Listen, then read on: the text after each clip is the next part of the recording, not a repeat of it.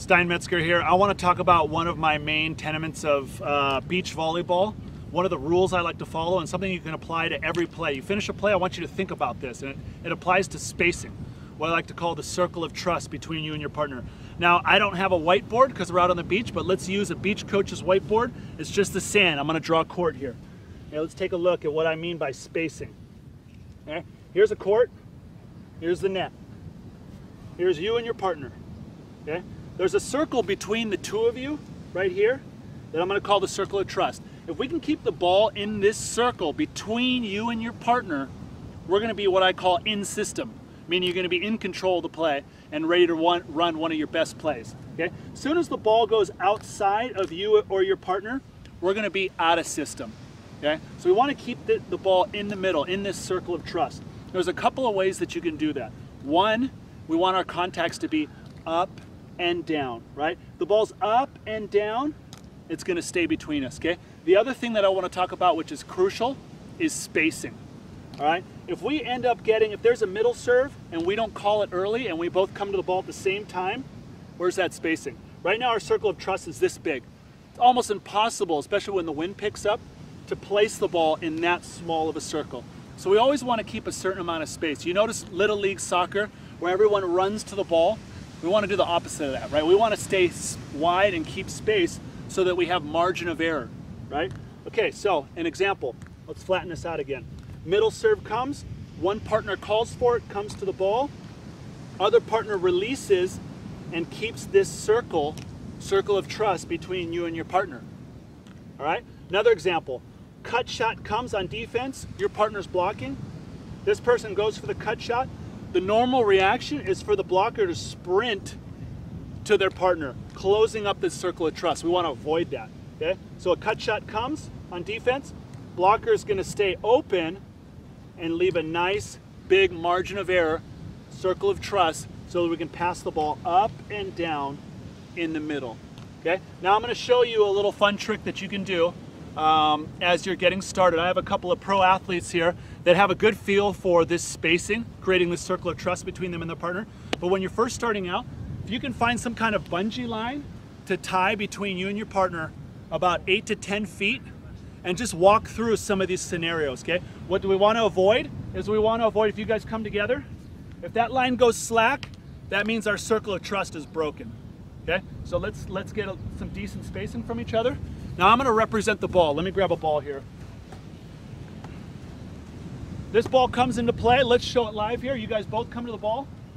Boom, slack, right? Somebody has to make a contact up and down between you two. That's really difficult to do. Probably it's going to go outside. As soon as the ball goes outside of the circle, we're in trouble. We're out of system, right? So instead, why don't you guys, Aurora's going to call it early. She's going to say, I got. As soon as she says, I got, Larissa's going to create space. She's going to move away. Aurora, come to the middle. I got. We're going to keep this taut. She's going to pass the ball here. As Larissa comes to set, Larissa come to set. Aurora does not want this to go slack. She's going to stay out here, create space. Can you come out here?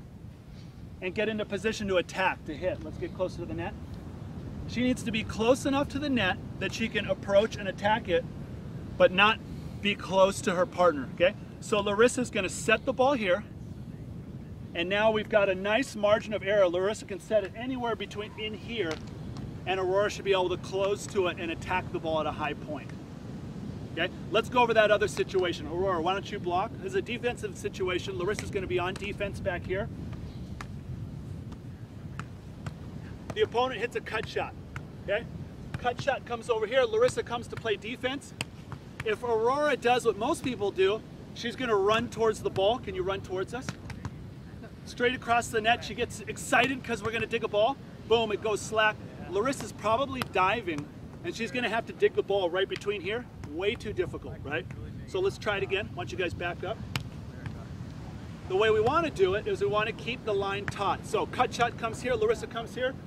Aurora's going to keep tautness on the line. She's going to open up, create this nice circle of trust. So Larissa can, just like a B, not an A pass, just something basic in the middle of the court, she can lift it up anywhere between here, right? Let's say she digs the ball right here. Aurora comes to set. Larissa's going to keep the space between her partner. If she comes too close, it's going to be hard for, come a little closer. Keep coming till it's slack. It's going to be really hard to set the ball between you right here, right? Remember, we're keeping the ball between you and your partner. So back up again. You're going to keep space. Aurora's going to set the ball. Now she can set the ball anywhere in here, and Larissa can close, okay? Set comes here. Larissa's got a nice 3-step close to the ball, and she can attack high, okay? So remember, we want to stay in system out here, okay? You stay in system by keeping the ball between you and your partner. 2 ways to do that. 1, our contacts need to be up and down, not flat like you see in indoor, okay? Because we only have 2 people out here. We're gonna go up and down, and we're gonna keep proper spacing. We're gonna keep this line taut, okay? Space between you and your partner so you have some margin of error. All right, to see this video and more, go to stein-metzger.com or volleyball1on1.com. Thanks.